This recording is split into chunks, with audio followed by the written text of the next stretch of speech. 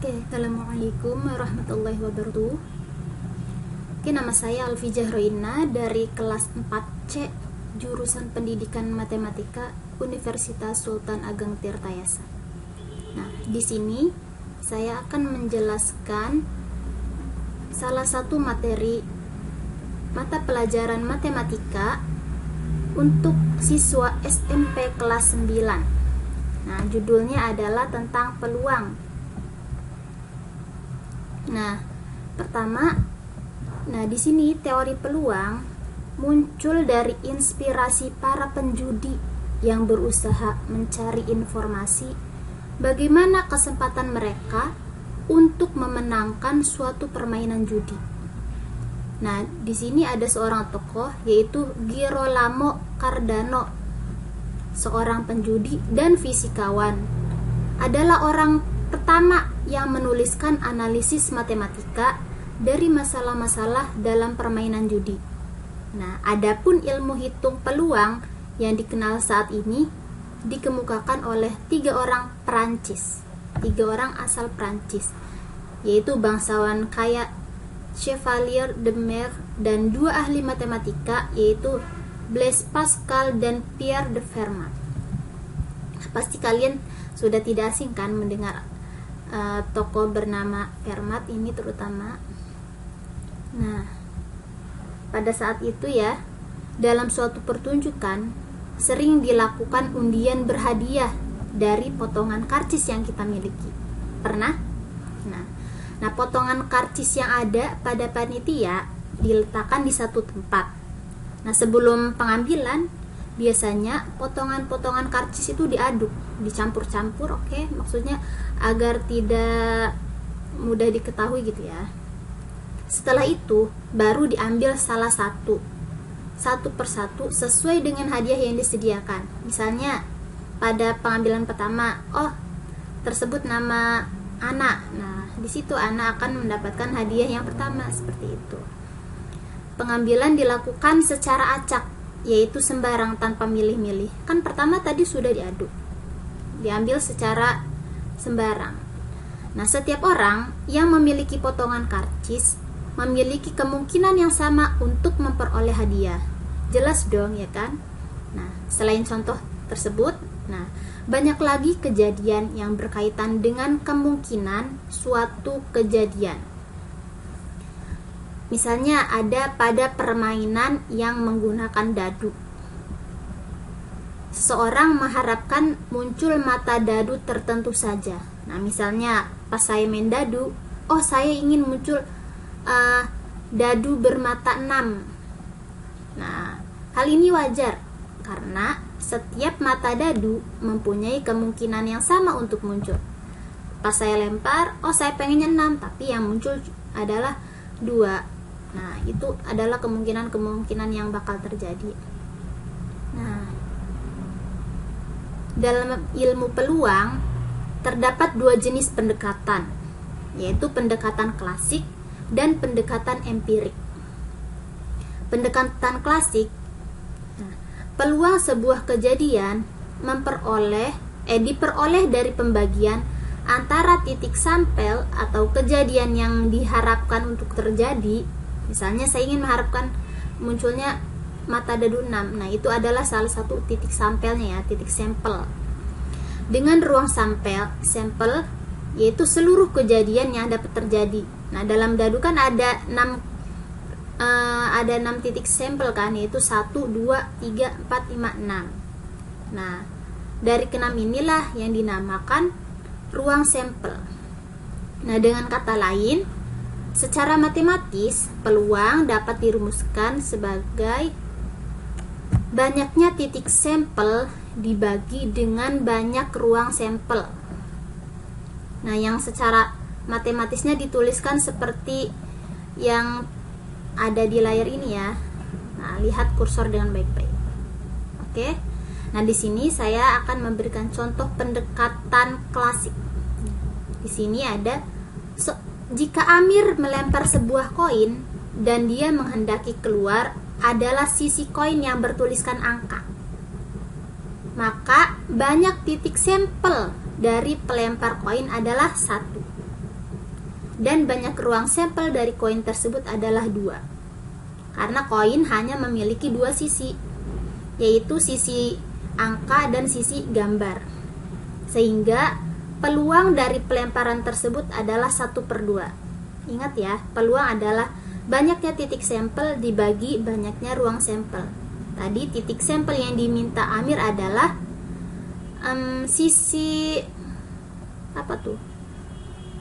sisi angka dibagi dengan kedua sisi, maka memperoleh peluangnya adalah 1/2. Selanjutnya adalah pendekatan empirik. Nilai peluang ditentukan melalui kegiatan eksperimen terhadap sebuah objek. Contohnya nih ya, untuk menentukan peluang keluarnya sisi angka dari sebuah koin logam, kita lakukan dengan percobaan melempar koin tersebut secara berulang-ulang. Hasil yang diperoleh tiap lemparan kita catat. Setelah selesai melempar, kita jumlah banyak angka yang keluar dari semua pelemparan yang sudah dilakukan.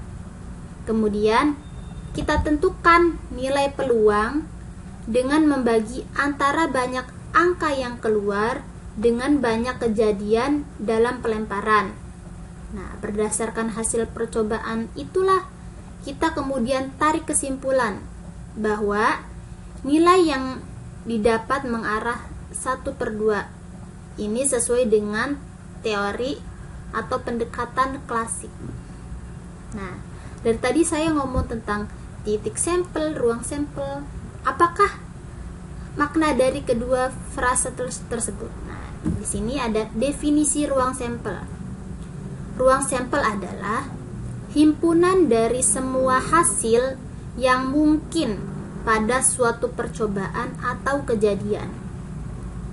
Ruang sampel suatu percobaan dapat dinyatakan dalam bentuk diagram pohon atau tabel. Jadi untuk menyajikan banyaknya ruang sampel dari misalnya 100 kejadian apa saja. Nah, untuk mempermudahnya dapat disajikan dalam bentuk diagram pohon dan tabel. Selanjutnya,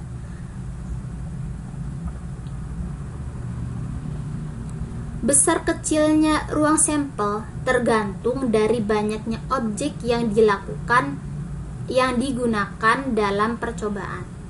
Semakin banyak objek yang digunakan untuk percobaan, semakin besar ruang sampelnya. Nah, untuk percobaan pelemparan uang logam, ruang sampelnya adalah 2, ya kan? Sisi gambar dan sisi angka. Kita dapat menuliskan ruang sampelnya itu gambar angka. Nah, bagaimana kalau misalnya kita melempar 5 koin, berapakah ruang sampelnya? Nah, untuk hal ini dalam kasus koin, banyaknya ruang sampel dapat dirumuskan sebagai 2 pangkat N, di mana N adalah menentukan banyaknya koin, atau bila satu koin adalah menentukan banyaknya pelemparan. Nah, selanjutnya definisi titik sampel. Titik sampel adalah anggota-anggota dari ruang sampel atau kemungkinan-kemungkinan yang muncul. Contohnya, pada percobaan melempar 2 buah mata uang logam atau koin homogen yang berisi angka dan gambar sebanyak 1 kali. 1 kali. Tentukan ruang sampel percobaan tersebut. Nah, penyelesaiannya pertama bisa menggunakan diagram pohon. Nah, di sini ruang sampel dari koin pertama adalah 2. Karena 2 pangkat N atau 2 pangkat 1 adalah 2. Selanjutnya koin kedua, ingat 2 pangkat N, 2 pangkat 2, 4. Maka memiliki 4 ruang sampel seperti ini, yaitu AA, AG, GA, GG. Sehingga dapat dituliskan kejadian yang mungkin adalah AA itu sebagai muncul sisi angka pada 2 koin. AG muncul sisi angka pada koin 1 dan sisi gambar pada koin 2. Selanjutnya penyajian dalam bentuk tabel. Nah, di sini bagian baris diisi dengan AG, bagian kolom pun diisi dengan AG, sehingga kita akan memperoleh hasil kalinya, yaitu AA, AG, GA, dan GG, sehingga diperoleh ruang sampelnya seperti ini. Nah, seperti ini adalah ruang sampelnya, sehingga banyak titik sampel ada 4, yaitu A, A, G, G, A, dan G, G. Nah, sudah paham kan tentang titik sampel dan ruang sampel serta cara penyajiannya? Kita akan melanjut ke materi yang sudah aplikatif, yaitu peluang suatu kejadian. Nah, pada bagian ini akan diperkenalkan tentang konsep kejadian sederhana. Sederhana, apa yang kalian pikirkan dari kata sederhana?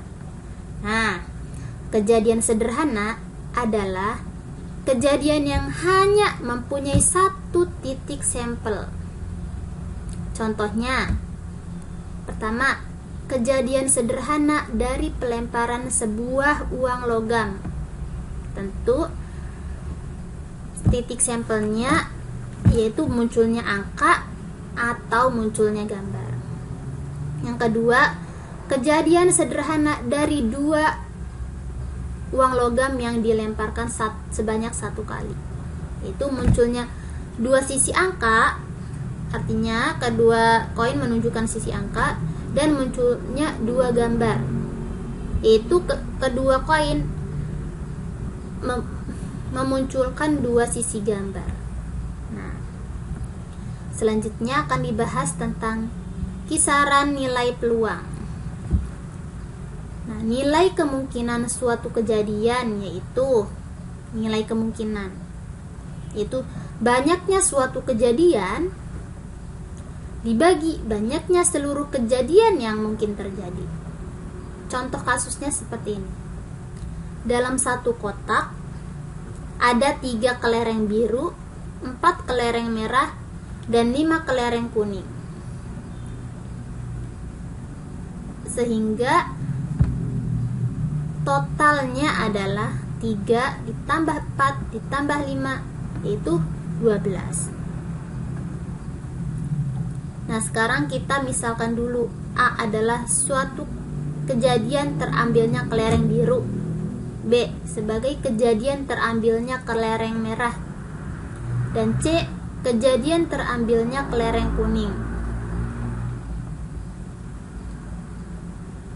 Nah, maka kita peroleh NA sama dengan 3, NB sama dengan 4, dan NC sama dengan 5. Nah, jika diambilnya secara acak, maka nilai kemungkinan suatu kejadian yaitu NA dibagi NS, di mana NA kejadian terambilnya kelereng biru 3/12, 4, ya kan?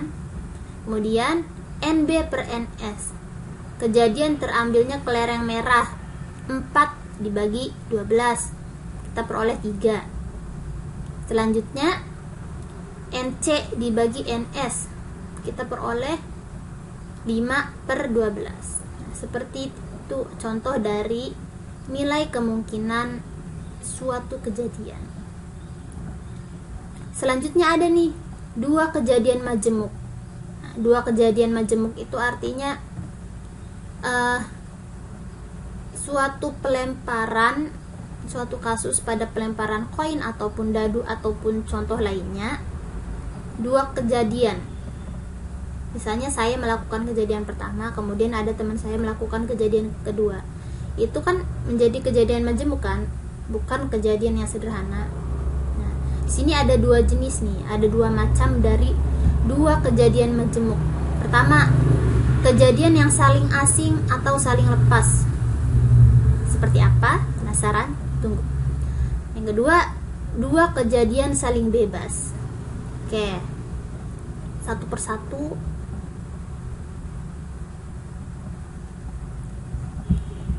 Kejadian saling asing atau saling lepas akan disajikan contoh ya untuk lebih mudah dalam memahaminya. Berikut ini terdapat tabel hasil pelemparan dua buah dadu secara bersama-sama yang dilemparkan sebanyak 2 kali. Nah, seperti pada tabel ya, bisa dilihat. Nah, misalkan A adalah kejadian munculnya kedua mata dadu berjumlah 4 dan B adalah kejadian munculnya jumlah mata dadu 8. Sehingga himpunan hasil dari kejadian-kejadian tersebut adalah A 1,3, 2,2, 3,1 dan B 2,6, 3,5, 4,4, 5,3 dan 6,2. Nah, terlihat. Nah, silakan lihat perbandingannya bahwa kejadian A dan kejadian B tidak terdapat anggota yang sama. Bisa dilihat dalam tabel. Tuh, lihat, tidak ada anggota yang sama. Nah, dalam matematika, kejadian A dan kejadian B disebut kejadian saling lepas atau saling asing. Jadi, dua kejadian dikatakan saling lepas atau saling asing jika satu kejadian terjadi dan kejadian yang lain tidak mungkin terjadi secara bersamaan atau tidak saling mempengaruhi. Apabila kita tuliskan atau kita gambarkan dalam bentuk diagram Venn, akan seperti ini. Lihat, tidak ada perpotongannya karena memang saling lepas kan, saling asing, tidak saling mengenal. Selanjutnya adalah dua kejadian saling bebas. Nah, langsung ke contoh ya. Berikut ini tabel hasil pelemparan dua dadu secara bersama-sama atau sebuah dadu yang dilemparkan sebanyak 2 kali. Nah, lihat, perhatikan tabelnya dengan baik. Nah, misalkan dari percobaan dua dadu secara bersamaan muncul kejadian A, yaitu jumlah mata dadu 7. Kejadian B, jumlah mata dadu 5 pada dadu pertama. Sehingga kita peroleh hasil dari kejadian-kejadian tersebut adalah A 1,6, 2,5, 3,4, 4,3, 5,2 dan 6,1. Dan pada kejadian B kita peroleh 5,1, 5,2, 5,3, 5,4, 5,5 dan 5,6. Lihat tabel ya, bisa dilihat. Nah, terlihat bahwa antara kejadian A dan kejadian B ada anggota yang sama, yaitu 5,2, ya kan? Pada kejadian A kita punya 5,2, pada kejadian B kita pun punya 5,2. Dalam matematika, kejadian A dan kejadian B dinyatakan kejadian yang saling bebas. Artinya, kejadian A dan B tidak dipengaruhi oleh terjadi atau tidaknya kejadian B. Nah, peluang munculnya kejadian A dan B yang saling bebas dapat dirumuskan sebagai berikut. Nah, ada perbedaannya nih. Peluang munculnya kejadian A dan B, yaitu peluang kejadian A dikalikan dengan peluang kejadian B. Berbeda dengan peluang munculnya kejadian A atau B, dapat dirumuskan sebagai berikut ya. Itu peluang kejadian A atau B sama dengan peluang kejadian A ditambah peluang kejadian B, kemudian dikurangi dengan irisannya, yaitu peluang kejadian A dan B, di mana peluang kejadian A dan B seperti ini rumus matematikanya. Nah, demikian yang dapat saya sampaikan terkait materi peluang untuk siswa kelas 9 SMP. Nah, mudah-mudahan bermanfaat. Saya akhiri. Wassalamualaikum warahmatullahi wabarakatuh.